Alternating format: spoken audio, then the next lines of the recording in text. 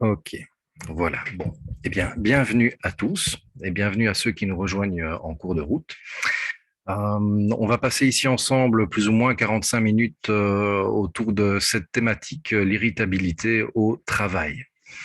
Je m'appelle Égide Altenlo, je suis psychologue clinicien, également expert en gestion de la colère et de l'irritabilité, de tout ce qui tourne autour du spectre de cette émotion très particulière. Donc,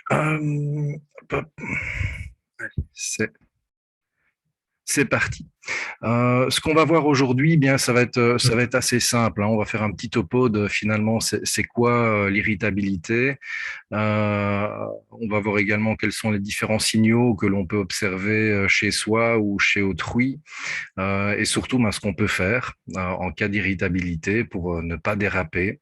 Comment réagir face à un collègue qui est irritable, comment réagir face à un supérieur qui est irritable, comment formuler une critique, comment répondre à une critique, comment analyser une critique, voir dans quelle mesure est-ce qu'elle est justifiée ou injustifiée, etc. Donc, ça va, ça commence à se remplir tout doucement, c'est chouette. Voilà, donc on va commencer tout de suite, hein, parce qu'il y a quand même pas mal de choses à voir. Là ici, je vous ai proposé là ici un petit exemple. Finalement, la colère, c'est une émotion de base, hein. L'irritabilité fait partie de la colère. Là ici, dans le diagramme là, elle est présente jusqu'au niveau 6, on va dire, d'intensité de cette fameuse émotion. Donc, c'est très varié, hein, l'irritabilité. Et on va voir un petit peu, finalement, c'est quoi toutes les autres émotions, parce que bon, on dit irritable, mais on peut pas tout caser dans l'irritation ou de l'ennui ou de la contrariété.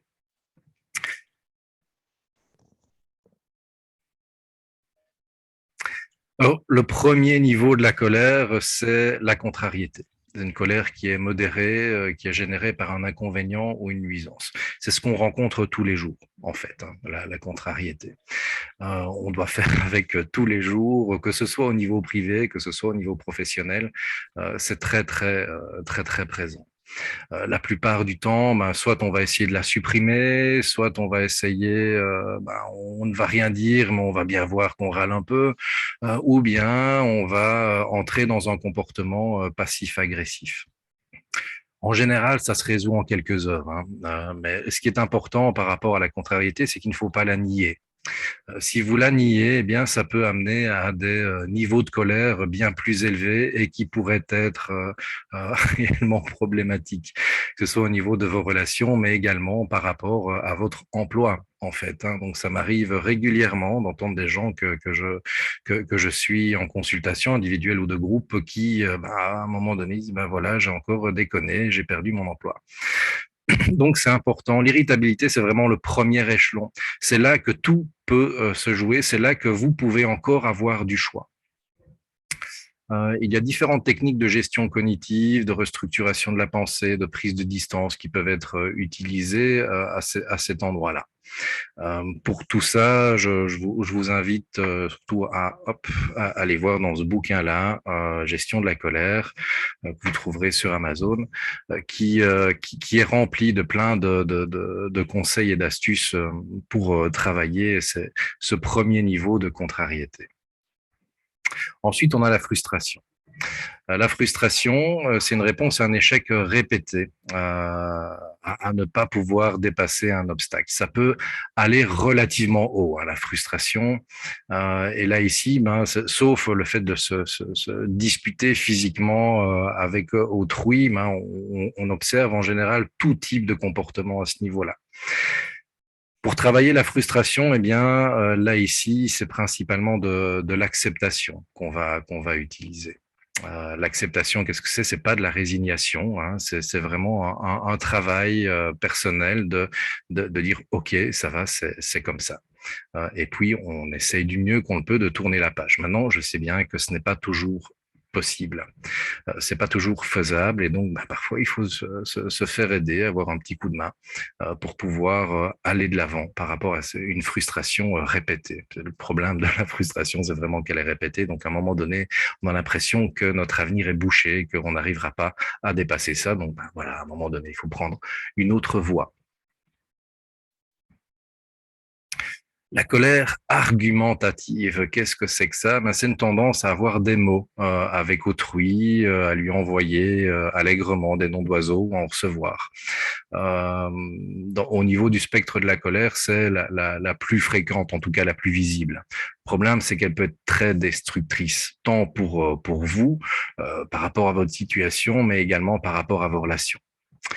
Ici, la meilleure façon de pouvoir travailler ce type de colère-là, eh bien, c'est de différer sa réaction dans un premier temps. Donc, en gros, on se tait et on observe ce qui se passe en nous. Pourquoi faire ça? Eh bien, c'est tout simple en fait, parce que cette colère argumentative, elle vient au bout d'un certain niveau d'activation. Et si on commence à observer ces réactions émotionnelles au cours du temps, eh bien, on va commencer à pouvoir détecter de plus en plus rapidement les signaux faibles qu'on est en train de monter en puissance. Et c'est à ce niveau-là que vous pouvez utiliser quasiment toutes les techniques dont je parle dans mon bouquin, dont je parle dans mes groupes. Il y a la rancœur et l'amertume. Là, ici, c'est une colère qu'on va dire empêchée. Par plein de raisons. Hein. Ça peut être parce que c'est une colère vis-à-vis d'un supérieur, vis-à-vis d'une personne dont on ne peut pas trop se fâcher avec elle. Le problème de cette colère-là, c'est que elle a tendance à couver et à nous détruire petit à petit de l'intérieur. Et le problème, c'est que comme elle est empêchée, elle reste là et donc elle a tendance à se réactiver régulièrement. Là, ici, il y a différentes façons d'aborder. Un truc comme celui-là, c'est l'acceptation, le pardon, la compassion pour soi, la gratitude pour les petites choses de la vie.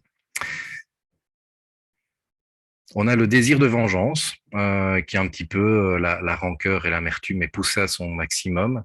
Lorsqu'on est à ce niveau-là, en général, c'est omniprésent en nous. On n'arrive pas à pouvoir se décoller de ça, c'est entêtant, c'est obsédant.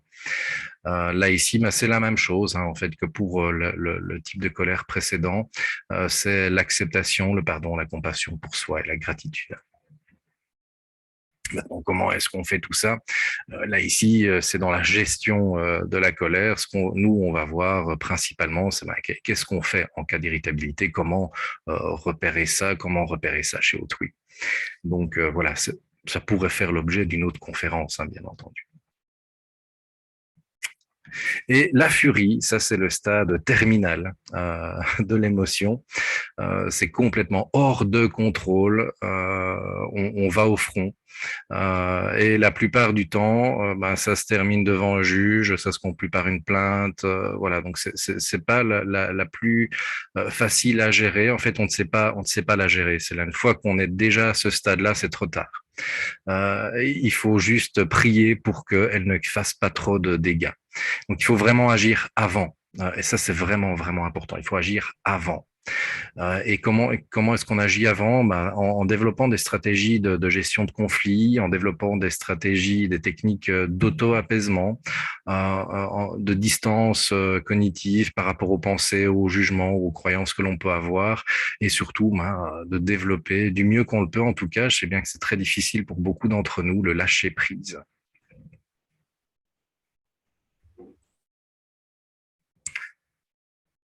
Ce qui va être important ici de différencier, c'est, on parle de colère, on parle d'irritabilité. En fait, ce qui est important de distinguer, c'est le ressenti et le comportement. Le comportement, c'est l'agressivité. Même lorsqu'on est à un très faible niveau d'irritabilité, eh bien, inévitablement, notre comportement a des tendances agressives. Le ressenti, c'est la sensation intérieure de la colère ou de l'irritabilité. C'est la chaleur, la tension ou encore le niveau d'énergie qui est un petit peu plus important. Dites-vous bien que votre ressenti ou celui de l'autre, hein, il est toujours justifié. Et pourquoi? Ben, parce que en fait, ça dépend de nos interprétations et de la façon dont chacun va vivre les événements. Et ça, il n'y a pas une façon de vivre les événements. Il y a autant d'interprétations qu'il y a de personnes là ici dans cette salle, et chacune est justifiée en fait. Mais vraiment, et c'est un point de départ qui est vraiment important.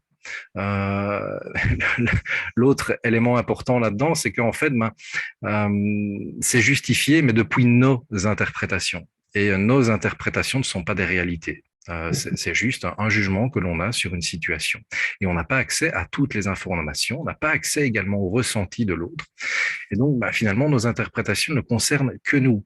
Même si, lorsqu'on les a et qu'on ressent cette chaleur à l'intérieur de nous, on a l'impression qu'on est dans le juste, qu'on est dans le vrai, que l'autre se trompe, euh, mais ça, ce n'est que les effets secondaires, on va dire, du ressenti de colère. Le comportement, qui est l'agressivité, lui, par contre, est très souvent problématique. Il est problématique parce que nous sommes dans une société où on a posé un tabou majeur sur la colère, l'irritabilité, etc. Donc on doit toujours être zen, on doit toujours être poli, on doit toujours être compréhensif, on doit toujours être bienveillant, on doit toujours envoyer les toujours à la merde en fait. Donc c'est extrêmement difficile dans notre société, mais dans toutes les sociétés finalement actuellement, de vivre avec cette émotion particulière à l'intérieur de nous-mêmes à un faible niveau lorsqu'on est encore cas de l'ennui ou de l'irritabilité.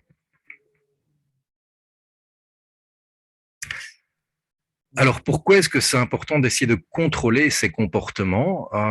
Eh bien, c'est tout simple en fait. C'est parce que l'irritabilité, comme toutes les émotions, en fait, suit un certain cycle interpersonnel. Nos émotions vont nous influencer mutuellement dans une direction qui est commune. En gros, si je suis irritable, celle-ci va se propager autour de moi. Si j'observe quelqu'un qui est irritable, eh bien, je vais tendance à devenir un petit peu plus irritable. Et donc, vous voyez, c'est un peu le serpent qui se mord la queue, hein. Je suis irritable, l'autre perçoit mon irritation, il devient irritable, je perçois l'irritation de l'autre, je redeviens irritable, etc., etc., etc. Donc, le premier élément à faire, c'est si, vous ressentez les signaux faibles de l'irritabilité, eh bien, essayez du mieux que vous le pouvez de commencer par respirer tranquillement, essayez voilà, du mieux que vous le pouvez d'essayer de gérer ça. Si vous voyez quelqu'un qui est irritable aussi de son côté, eh bien, vous aussi, faites un petit peu de prévention et essayez de diminuer votre niveau d'activation du mieux que vous le pouvez. Alors, quels sont les signaux de l'irritabilité chez soi? Comment est-ce qu'on peut observer ça chez soi? Eh bien, il y a d'abord au niveau corporel. On va observer des tensions au niveau du visage, du front, des sourcils, peut-être de la chaleur ou encore un niveau d'énergie un petit peu plus important. Au niveau cognitif, on va observer qu'on pose des jugements sur autrui. On va faire des procès d'intention, même si tout ça peut paraître très très juste lorsqu'on les fait, ça reste quand même des procès d'intention. On va tomber dans ce que j'appelle les mots prisons, qui sont les toujours, les jamais, les comme d'habitude, etc., etc. Et ça n'est jamais bon pour apaiser votre irritabilité. Et au niveau comportemental, eh bien, on va être un petit peu plus agité, on va être un petit peu plus brusque, un petit peu plus distrait, tout simplement parce que, là ici, je vais vous le montrer, mais je ne pense pas que vous le verrez bien. Rapprochez-vous de ma petite tête. En fait, lorsque tout va bien, notre cerveau ressemble à ça. Et lorsque on commence à être irritable, eh bien, il se rapproche progressivement de ça. Voilà, vous voyez, bon, on en a perdu en route des neurones, et donc même au niveau de notre coordination fine, eh bien, on est beaucoup moins efficace. Pour une meilleure gestion du coup de l'irritabilité chez nous, eh bien, il est nécessaire, de bien connaître nos signaux personnels d'irritabilité, de s'entraîner à les observer lorsqu'ils apparaissent. Pourquoi? Tout simplement, comme je vous l'ai dit tout à l'heure, en observant très régulièrement ces signaux, en n'y réagissant pas, bien entendu, eh bien, vous allez développer une conscience qu'on appelle la conscience interoceptive. C'est votre conscience de ce qui se passe en vous, des sensations qui sont présentes. Et plus vous allez observer, plus vous allez remarquer qu'il y a peut-être au début, peut-être une sensation particulière qui est liée au fait que vous commencez à entrer dans le spectre de la colère à travers de l'irritabilité. Donc, c'est important de vous entraîner à repérer les indices subtils de l'émergence de votre irritabilité. Et aussi, même en dehors de toute émotion, de toute irritabilité, entraînez-vous à mettre en place des procédures qui fonctionnent dès les premiers signes. On va voir un peu comment s'apaiser aussi, ne vous inquiétez pas.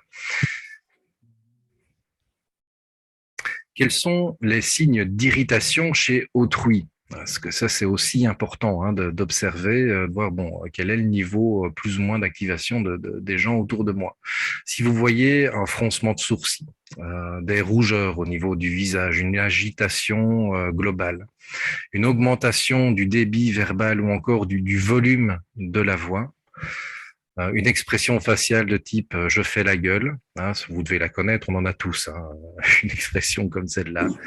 Un regard qui fixe la cible de manière très intense, des tensions dans les mains ou de l'agitation, des lèvres pincées, eh bien, dites-vous que là, la personne est là en train d'escalader progressivement sa montagne de la colère. Et donc là, il s'agit, vous, en ayant perçu ça, dites-vous bien que vous percevez ces signaux, mais même de façon inconsciente, dès que vous voyez des signaux d'irritabilité, vous vous mettez en position de défense. Et donc, en étant plus vigilant, vous allez adopter également des comportements non verbaux qui peuvent être interprétés par la personne. Je vais couper les micros. Hop. Voilà.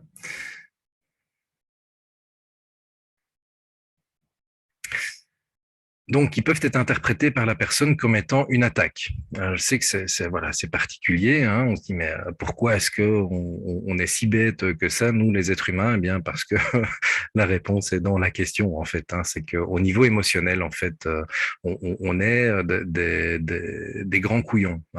Donc, on est basé notre leitmotiv émotionnel principalement, c'est la peur. La peur de l'autre, la peur d'être agressé, la peur de mourir, la peur de toutes ces peurs-là, la peur d'être seul, la peur que finalement il n'y ait aucun sens dans cette vie, etc., etc. Mais tout ça en fait, c'est ce qu'on appelle les questionnements existentiels que tous les êtres humains rencontrent à un moment donné dans leur vie, et tout cela est basé principalement sur une émotion particulière qui est la peur.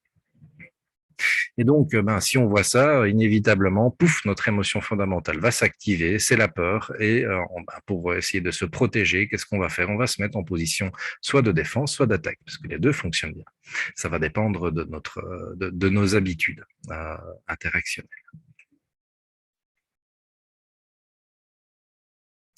Alors, qu'est-ce que je peux faire si j'observe de l'irritation chez moi? La toute première chose à faire, c'est de ne jamais répondre du tac au tac. Jamais, jamais, jamais, jamais. Prenez un temps de pause. Comptez mentalement jusqu'à 30, faites la liste des nombres premiers jusqu'à 100, parlez plus lentement, prenez le temps de répondre, prenez le temps aussi d'évoquer les faits, uniquement les faits, et de ne pas rentrer dans des jugements parce que ceux-ci vont être colorés émotionnellement par ce que vous êtes en train de ressentir. Et donc, du coup, du mieux que vous le pouvez, même si vous faites très attention, eh bien, inévitablement, si vous allez sur des jugements, ils vont être colorés avec de l'agressivité. Donc, restez sur les faits. Respirez profondément. Là, ici, voilà, il y a plusieurs types de respiration qui fonctionnent bien pour diminuer l'activation de notre système nerveux autonome qui commence à s'activer. C'est la respiration 4-4. Là, ici, c'est très, très simple, hein. Vous inspirez 4 secondes, vous bloquez votre respiration 4 secondes, vous expirez 4 secondes, vous bloquez, vous inspirez, vous bloquez, vous expirez, vous bloquez. Voilà, ce n'est pas très, très compliqué à faire. Ensuite, il y a le rapport inspiration-expiration sur lequel on peut travailler aussi, qui est le rapport 4 secondes à l'inspiration, 6 secondes à l'expiration. Pourquoi expirer plus longtemps que d'inspirer? Eh bien, en fait, lorsque vous expirez, ça c'est un phénomène naturel, physiologique, c'est automatique, votre rythme cardiaque a tendance à diminuer. Si votre rythme cardiaque diminue, eh bien, inévitablement, ce qui va se passer avec, c'est que votre niveau d'activation physiologique va diminuer lui aussi. Tout simplement, lorsque on est irrité, lorsqu'on est en colère, lorsqu'on a peur même aussi, eh bien notre activation physiologique augmente. Et avec ça, eh bien, il y a également notre rythme cardiaque qui augmente. L'intérêt, le corps humain, il est mal fichu, mais parfois il est bien fait aussi, vous savez. Et l'intérêt de ça, c'est qu'en fait, c'est dans les deux sens. Si vous diminuez votre rythme cardiaque, eh bien, vous allez diminuer votre niveau d'activation. Donc, n'hésitez pas à abuser de ces respirations-là. Inspirez 4 secondes, 2, 3, 4, expirez, 2, 3, 4, 5, 6, inspirez, expirez.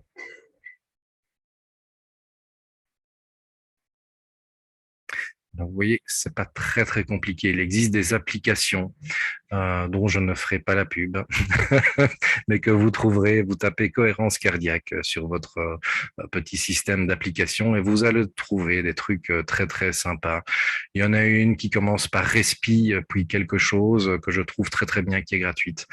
Donc voilà, et j'ai aucune bille dans l'histoire. Hein, donc voilà, vous pouvez y aller sans trop de problèmes. Et donc ça, c'est au niveau, voilà, comment apaiser votre niveau d'activation. Ensuite, eh bien, vous pouvez aussi, si vous êtes encore à des niveaux faibles d'irritabilité, vous pouvez déjà, enfin en tout cas, essayer de travailler plutôt au niveau cognitif, c'est-à-dire essayer de vous raisonner. Et il y a un truc très très chouette que je propose de faire, c'est un truc en 3 étapes. Je me pose en général ces 3 questions lorsque quelqu'un commence à me saouler un peu. C'est et s'il avait raison aussi. C'est le aussi. Hein. Donc vous avez raison de base, hein, comme ça au moins vous ne vous aplatissez pas. Mais s'il avait raison aussi, qu'est-ce qui dans mon comportement pourrait aussi provoquer ça? Et imaginons qu'il n'est pas forcément que con ou que conne. Qu'est-ce que voilà, quelles pourraient être les raisons de tout ça? Ça fonctionne bien à des niveaux faibles. C'est-à-dire, voilà, si on reprend le spectre de la colère, eh bien, jusque 3, 4, ces techniques-là fonctionnent assez bien. Après, on est tellement engagé dans le truc que ça devient très, très difficile. Voilà, lorsqu'on se pose ces questions-là, notre esprit étant bien aiguisé, bien chauffé, il va trouver des réponses qui vont faire qu'amplifier les choses. Donc là, ici, le mieux, c'est de continuer à respirer de manière à diminuer votre niveau d'intensité.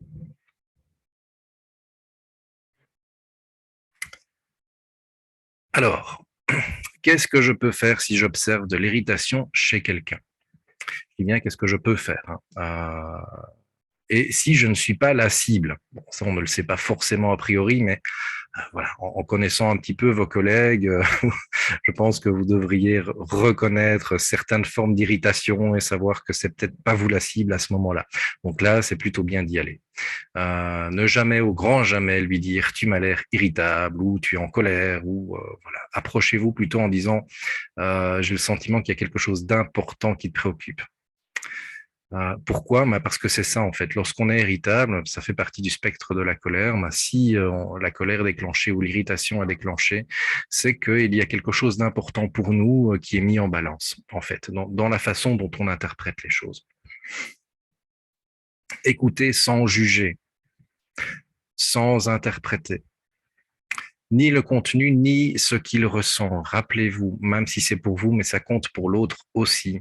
Les émotions sont toujours justifiées. Ne remettez jamais en cause les émotions de quelqu'un. Même si, voilà, dans les raisons qu'il vous donne, ça vous paraît injustifié, peut-être qu'il n'a pas accès à toutes les raisons non plus. Dites-vous bien que les émotions, c'est quelque chose de très automatique, et de ce fait, notre cerveau, notre conscience n'a pas accès à tous les tenants de l'émergence d'une émotion. Et ne réagissez pas, ça c'est hyper important aux sorties de route. Voilà, aux petites insultes, aux machins, tout ça, n'y réagissez pas. Validé par un truc du genre, comme tu as probablement raison, le probablement il est important, parce que ça permet du coup de vous sécuriser, hein. Vous n'avez pas donné raison, mais vous allez dans son sens. N'ajoutez jamais le depuis ta perspective, parce que bon, ça j'entends certaines personnes parfois faire ça, mais c'est extrêmement provocateur, donc ça ne va pas diminuer l'irritabilité chez l'autre. Mais plutôt, tu as probablement raison, mais là, ça a l'air de chauffer un peu. Prends le temps de t'apaiser. Et si tu veux, on peut en discuter ensemble. Voilà, ça, c'est le mieux que vous puissiez faire pour aider quelqu'un à diminuer son niveau d'activation. C'est un qui se sente compris, écouté, entendu, validé. Voilà, c'est le mieux que vous puissiez faire. Alors, que faire si c'est moi qui suis la cible de l'irritation d'autrui? La toute première chose, c'est prenez le temps de vous apaiser. Rappelez-vous le circuit de la colère, hein. Prenez vraiment le temps de vous apaiser dans un premier temps, de vous sentir zen, relax. Si vous n'êtes pas zen et relax, n'y allez pas. N'y allez pas non plus avec un grand sourire, plein de bienveillance, parce que voilà, allez-y, mais de façon prudente. Parce que le fait d'y aller avec plein de positivité, ça, lorsque quelqu'un est irritable, en tout cas qui manifeste ces signaux, déjà vous savez pas à quel niveau il est dans le spectre de la colère, et s'il a atteint un certain seuil, tout comportement même bienveillant peut être perçu comme étant une agression, ou le fait que vous vous moquez de lui, ou encore toute autre interprétation possible. Donc allez-y prudemment. Évitez le ah ben t'as l'air en colère, t'as l'air irritable, etc. Du mieux que vous le pouvez, excusez-vous de l'état émotionnel dans lequel il se trouve, même si en soi, hein, il y a très peu de chances que ce soit votre responsabilité, hein. En tout cas, faites preuve d'empathie par rapport à ce qu'il ressent. Ne répondez jamais aux sorties de route, jamais, jamais, jamais, jamais. Parce que ça, ce ne sont que des hameçons, hein. Même si vous avez envie de répondre, c'est que les sorties de route vous hameçonnent vous, mais n'y allez pas parce que c'est des hameçons du conflit. Validez les ressentis sans juger les comportements. Voilà. Donc, si vous voyez ça, c'est le mieux que vous ayez à faire.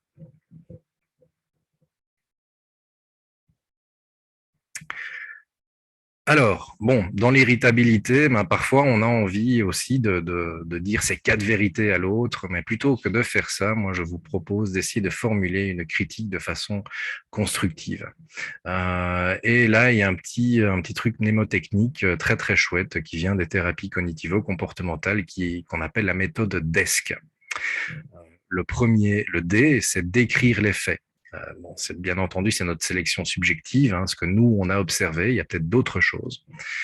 Et différencier bien le jugement du fait. Si vous avez un jugement du genre, tu fais toujours ça comme ça, ou alors voilà, tu es en colère, ou tu es chiant, ou voilà. Mais dites-vous bien, qu'est-ce qui vous fait dire ça? Quels sont les faits observables, les comportements que vous observez? Et lorsque vous décrivez les faits, décrivez ce que vous observez. Imaginez que vous faites le script neutre de ce qu'une caméra de surveillance peut observer. Point. Et n'allez jamais au-delà. Ne mettez jamais des intentions, ne mettez jamais des jugements dedans. C'est très difficile, hein, donc ça demande un petit peu d'entraînement pour y arriver, mais déjà là, si vous arrivez à faire ça, c'est déjà une très très bonne base pour la suite. Ensuite, exprimez votre ressenti, parlez en jeu. Plutôt que de dire à quelqu'un tu me fatigues, dites-lui plutôt je suis fatigué de utiliser un vocabulaire propre. Plutôt que de dire je suis ulcéré par, donc vous voyez bien la coloration émotionnelle du truc, hein, dites plutôt je suis désappointé. Bannir les mots absolus, les jamais, les toujours, les comme d'habitude, etc. Oui, mais la liste est extrêmement longue, hein. Mais vous les connaissez, hein, ces mots absolus, hein. Ce sont les mots, lorsqu'on les utilise avec vous, vous dites bah, non, c'est pas vrai. En général, c'est que dedans, il y a un absolu. Et du mieux que vous le pouvez, eh bien, voilà, essayer de distinguer les émotions primaires des émotions secondaires. Vous pouvez, par exemple, être en colère contre un collègue qui, ben, là pour l'instant, est souvent sur sa messagerie et répond pas toujours aux messages. Et vous lui dites, voilà, l'émotion, c'est la colère. Mais en fait, si vous creusez un peu derrière, c'est plutôt de la peur. Vous avez peur de perdre tel et tel client parce que, voilà, on sent que de son côté, il est en demande de réactivité et que vous vous êtes empêché de pouvoir continuer à travailler parce qu'il n'y a pas de réponse. Voilà, c'est distinguez bien les deux. Et vous pouvez communiquer sur l'une ou sur l'autre. C'est pareil. Le mieux étant de parler de l'émotion primaire, c'est-à-dire celle qui est derrière la colère ou l'irritabilité. Donc voilà, ça c'est exprimer les ressentis. Un, décrire les faits. Deux, exprimer les ressentis. Ensuite, les solutions. Engagez-vous dans de la résolution de problèmes. Qu'est-ce qu'on pourrait faire pour? Laissez l'autre proposer des solutions, puis proposez les vôtres. Puis faites un petit mixte raisonnable, applicable et dont les résultats pourraient être observables et mesurables, hein. Je ne vais pas vous bassiner avec le SMART, vous le connaissez très bien. Prévoyez les échecs. Parce que ce qui est un truc qu'on ne fait rarement, c'est de prévoir que ça va se casser la gueule, nos petits montages. Et donc là, faites-le, prévoyez les échecs et les moyens de revenir vers les solutions choisies. Dans les études qui touchent à la procrastination, en fait, c'est la seule méthode viable. Ou les études qui mènent voilà à la mise en place d'habitudes, ben, prévoir ce moment-là, de revenir, comment est-ce qu'on va se remettre sur les rails lorsque ça va foirer. Donc ça, c'est hyper important à prévoir dans votre proposition de solution. Et puis, ben, voilà, le C, c'est conclusion, contrat, valider un accord mutuel en résumant la partie solution. Ça, c'est la méthode DESC. Ne vous inquiétez pas, j'ai mis mes coordonnées à la fin de la présentation. Vous pourrez facilement en prendre note. Et si vous m'envoyez un petit mail, vous pourrez toujours obtenir la présentation ici. Il n'y a pas de souci. Et d'ailleurs, je mettrai même la présentation sur YouTube tout à l'heure. La critique est-elle justifiée? Ça, lorsqu'on analyse une critique, la toute première chose à se poser comme question, c'est bon, ok, j'entends bien, je me suis tu, j'ai tout entendu. Est-ce que c'est justifié, même de façon minime? Est-ce que des faits, des observations de comportement sont proposés, ou bien est-ce que c'est juste des jugements? Et prenez uniquement les faits, répondez uniquement aux faits. S'il y a des jugements, opposez-vous à ceux-ci, hein, dites, écoute, non, ça, je suis désolé, c'est un jugement, c'est un procès d'intention, et c'est faux. Opposez-vous à celui-ci et explorez ce qui se cache derrière un tel jugement. Trouvez les faits sous-jacents. Est-ce qu'il y a des faits? Et s'il n'y en a pas, eh bien, c'est juste un jugement purement gratuit. Et là, ne dites pas que c'est purement gratuit. Écoute, c'est ton opinion, c'est ton jugement, mais la mienne, elle est différente. Et n'envoyez pas du coup un jugement dans la face de l'autre, hein, parce que je connais bien les petites dérives, hein, ça. Hein, c'est ouais, non, j'utilise une méthode de communication non violente et tout, donc hop, je parle, non, non, c'est ton opinion, machin, et puis paf, derrière, j'envoie plein de jugements au visage de l'autre. C'est pas cool de faire ça, c'est presque de la manipulation, donc faites attention à ça. Comment répondre à une critique qui vous est formulée? Comme d'hab, ne répondez jamais du tac au tac, ça c'est le plus important. Laissez-vous le temps d'analyser la critique, de trier les faits des jugements. Répondez aux faits si cela vous paraît nécessaire. Excusez-vous si c'est nécessaire, proposez des solutions ou encore élargissez le contexte s'il y a réellement une incompréhension. C'est-à-dire, voilà, la personne elle a vu ça, mais en fait, si on prend une historique un petit peu plus large, eh bien là où on en est arrivé, on le comprend davantage. Voilà. Répondez au jugement sans vous-même poser de jugement. Donc responsabiliser l'autre du fait que ben ouais, il a une opinion, il a le droit de l'avoir, elle est certainement justifiée, et vous, vous en avez une autre qui est également certainement justifiée.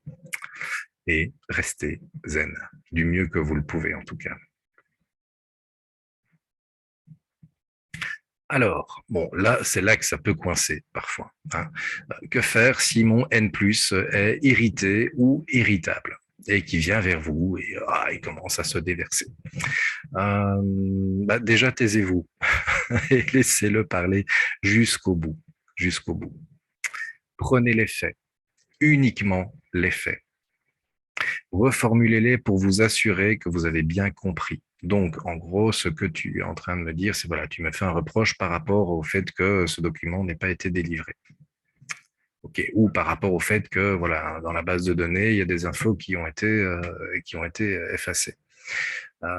Si la critique est justifiée, assumez votre responsabilité, quoi, hein. Ne commencez pas à nier, assumez. Excusez-vous et explorez les pistes de réparation possibles.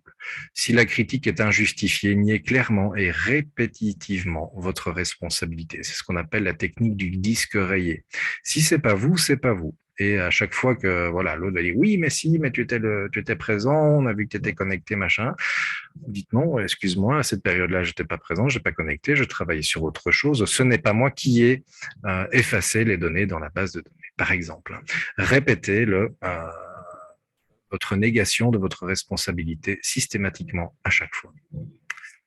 Et si la réaction est exagérée, parce que ça arrive hein, aussi, surtout, voilà, vous devez le savoir si vous êtes manager ou même simplement en observant vos managers, il y a énormément de pression qui sont mises sur leurs épaules. Et donc, parfois, ils sont obligés de penser, de voir plein de choses en même temps et leur niveau, enfin, ils n'ont qu'un seul niveau d'activation émotionnelle, les pauvres. Donc, parfois, ils peuvent déborder alors qu'en fait, s'il n'y avait eu que votre problème, si c'est effectivement un problème, bah, il aurait, voilà, serait passé comme ça, comme une lettre à la poste, aurait juste dit non, il faudrait le faire autrement. Mais parfois, la réaction peut être clairement exagérée, mais c'est aussi certainement lié peut-être qu'il y a d'autres problèmes dans le service, peut-être qu'il y a, voilà, il y a d'autres problèmes, que ce soit dans le service, peut-être même au niveau privé. Ça, laisser de côté, hein, n'allez jamais chatouiller quelqu'un au niveau privé, sauf si lui vient spontanément avec ça. Mais enquêtez, tiens, est-ce qu'il y a d'autres choses qu'il vous reproche ou qui pourraient ne pas aller dans le service, qui pourraient expliquer l'intensité de ces réactions? Alors, voilà, ça c'est le topo, les quelques lignes directrices vraiment importantes à avoir en tête. Maintenant, ça demande un petit peu d'entraînement, hein. Je vous l'ai dit en début de webinaire. Voilà, c'est pas avec 45 minutes que vous allez réussir à régler tous les problèmes, ça c'est certain. Donc il y a également, voilà, il y a des petites choses à faire. Déjà, vous entraîner à tout ce que à toutes les propositions que je vous ai déjà faites là ici. Mettez déjà ça en place et voyez si ça change quelque chose. Et il y a d'autres choses qu'on peut faire aussi, comme par exemple analyser les sources d'irritabilité et les diminuer, sur la fréquence, les contacts avec des personnes qui vous mettent toujours sur les nerfs, si c'est possible, hein, bien entendu, ou diminuer au minimum vos interactions avec ces personnes. Donc l'analyse des sources d'irritabilité, elle est vraiment fondamentale, hein. Si malgré les petites astuces que je vous ai données là, c'est pas voilà, vous continuez à être irritable et à avoir des accès de colère, cette analyse-là, vous allez pas, il faut vraiment la faire. Préparez-vous avant d'entrer dans une situation source d'irritabilité, à travers un exercice de respiration, une petite méditation de protection, etc., etc. Il y a plein d'outils que vous pourrez trouver sur Internet pour ça. Et là, ici, c'est hyper important, j'en ai parlé au tout début, hein, mais c'est vraiment fondamental. Connaissez vos indices somatiques du déclenchement, du début de l'irritabilité. C'est à ce moment-là que vous pouvez mettre des choses en place pour diminuer votre niveau d'activation. Donc, connaître ces indices, c'est bien, mais c'est être entraîné en amont à plusieurs stratégies adaptées au contexte, parce que voilà, on ne sait pas forcément faire une méditation en pleine réunion, hein, c'est pas forcément faisable. Il y a d'autres stratégies qui peuvent être utilisées, comme par exemple, voilà, si quelqu'un intervient dans une réunion alors que vous êtes en train de présenter, donnez-lui la parole. Euh, Essayez quand même d'écouter un petit peu ce qu'il raconte. Et si vous sentez que le truc est en train de monter, voilà, donnez-lui la parole et comme ça au moins vous n'êtes pas obligé de parler. Et vous pouvez essayer de vous mettre dans un cycle respiratoire, 4 secondes à l'inspiration, 6 secondes à l'expiration ou 4-4. Le 4-4 est plus visible, hein, mais le 4-6, ça fonctionne bien. Ça fonctionne bien. Il y a aussi la possibilité de suivi individualisé. Bon, il me reste plus que 2 places, mais ça part vite, attention. Ou encore les suivis de groupe. Le prochain groupe débute en avril et ça, vous trouverez l'information sur mon site www.psyris.be. Et je voulais terminer cette petite présentation par une personne que, voilà, je suis pas catho, mais voilà, parfois les papes, ils ont, ils ont des petits éclairs de génie comme ça. Et ceci, je trouve, voilà, pour moi, c'est le mot de la fin doit revenir au pape Jean XXIII, qui dit qu'on doit distinguer entre l'erreur toujours à rejeter et celui qui se trompe, qui garde toujours sa dignité de personne et son droit à l'amour. Ça, c'est vraiment fondamental. Gardez bien ça en tête. La personne doit toujours, voilà, elle est toujours digne dans ses émotions, et elle mérite la dignité, même si elle fait une erreur. Et vous aussi, hein, vous savez, rentrer dans du comportement agressif, eh bien là, vous mettez à mal un peu votre propre dignité.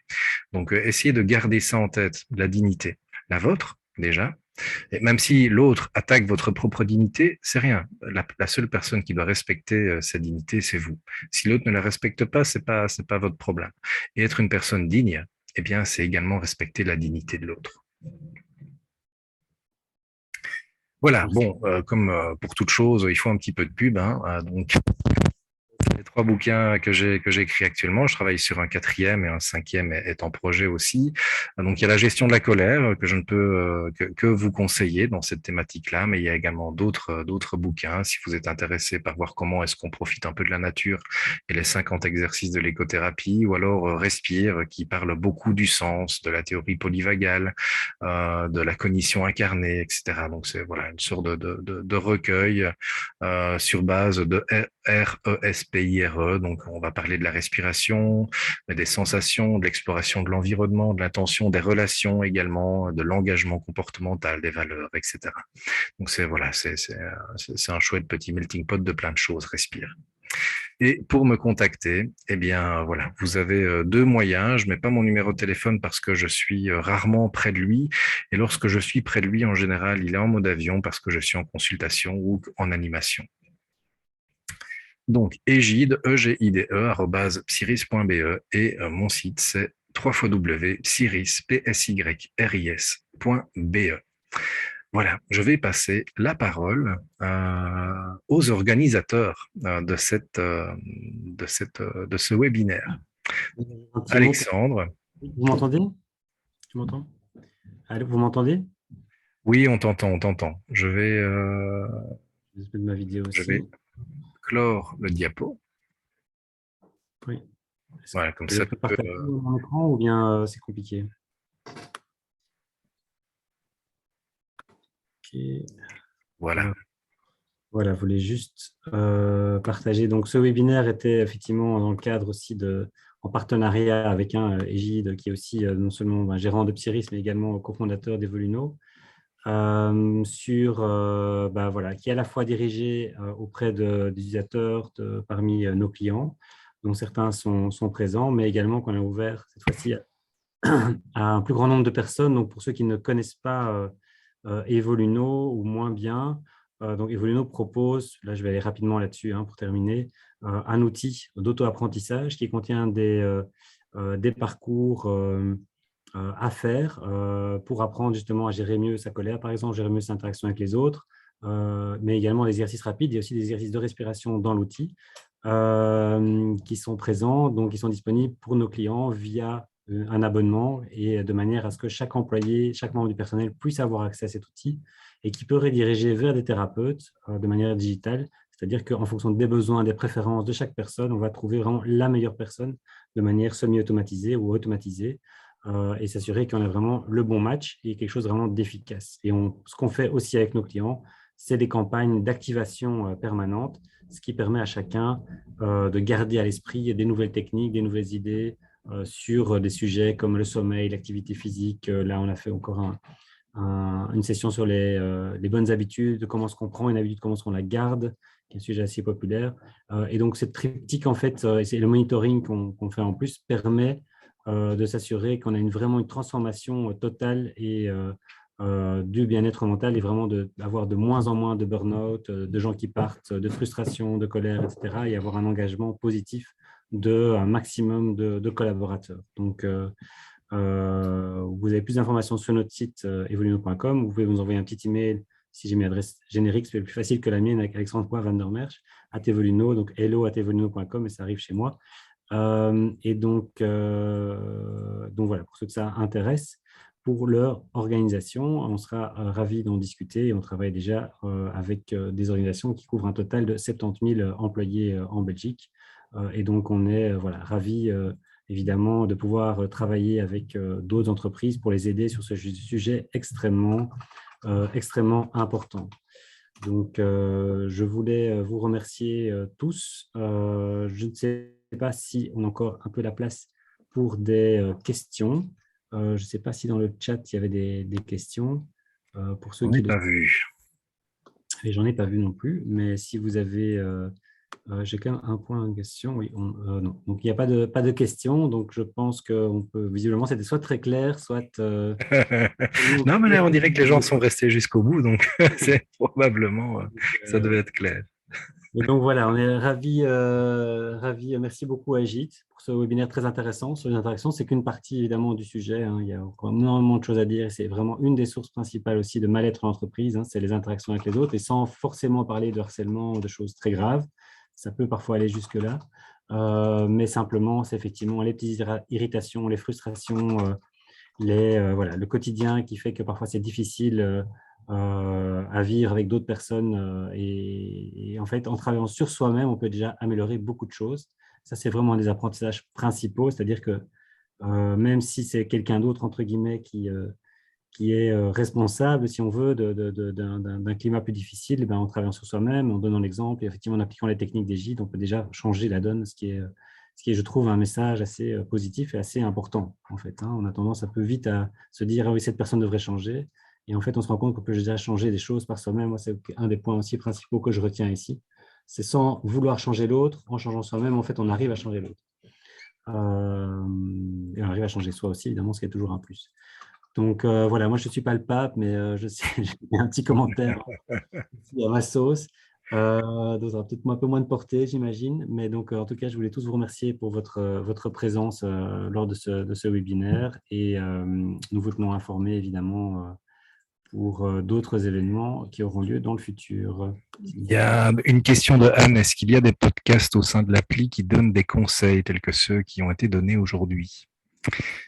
Alors oui, c'est effectivement le format de l'application est un genre de podcast si on veut, donc c'est des formats audio courts qui donnent des techniques, des explications effectivement sur certaines difficultés de stress, anxiété, colère, etc. et qui donnent des techniques, comme on en a vu certaines aujourd'hui, pour mieux gérer ça. Donc c'est un format d'apprentissage court, très simple d'accès, très ludique, qui demande quelques minutes par jour ou par semaine, en fonction du temps qu'on veut consacrer à cet apprentissage, pour vraiment faire une différence dans la vie. Donc, les retours d'utilisateurs sont en général extrêmement positifs. C'est que voilà, c'est simple d'accès, c'est facile, mais ça fait une différence d'être très aussi pragmatique. Donc, voilà, parce que c'est en format audio, en format aussi on peut lire, il y a des sessions courtes, il y a des sessions un peu plus longues, il y a des exercices rapides, donc il y a vraiment de quoi trouver son bonheur pour vraiment améliorer tout ce qui est gestion du stress et autres, sommeil, toutes les dimensions de la santé mentale. Donc voilà, je ne sais pas s'il y a encore d'autres questions. On organise des jeux de rôle mis en situation pour s'entraîner. Ben, Victoria, tu le sais bien. Si c'est bien la Victoria à laquelle je pense. Oui, oui, c'est moi, c'est J'organise moi. des groupes. Donc, j'organise des groupes thérapeutiques qui sont basés un peu là-dessus aussi, avec des sessions d'entraînement, en effet. Ok, super. Bah, s'il n'y a plus de questions, alors je propose qu'on en arrête, qu'on s'arrête là. Donc, merci à tous pour cette participation. Merci spécifiquement à Egide aussi pour son animation et le contenu proposé. Et donc, je vous donne rendez-vous. Bah, si vous êtes intéressé par un suivi effectivement personnel supplémentaire via Egide et son site ou une solution entreprise via notre site evoluno.com. Mais dans tous les cas, ou par vous-même, voilà, n'hésitez pas à suivre aussi au minimum notre page LinkedIn ou se connecter à Alexandre Van der Merch sur LinkedIn, se connecter avec moi pour suivre un peu l'actualité et avoir des conseils aussi pratiques que je publie, soit via la page, soit via page personnelle, soit de la page Evoluno. Et on peut s'inscrire aussi à la newsletter Evoluno depuis le site avec ce genre de contenu aussi qui arrive de manière régulière. Donc voilà, merci à tous en tout cas. Et je vous souhaite une excellente après-midi déjà presque. À bientôt. Au revoir à tous. Au revoir à tous.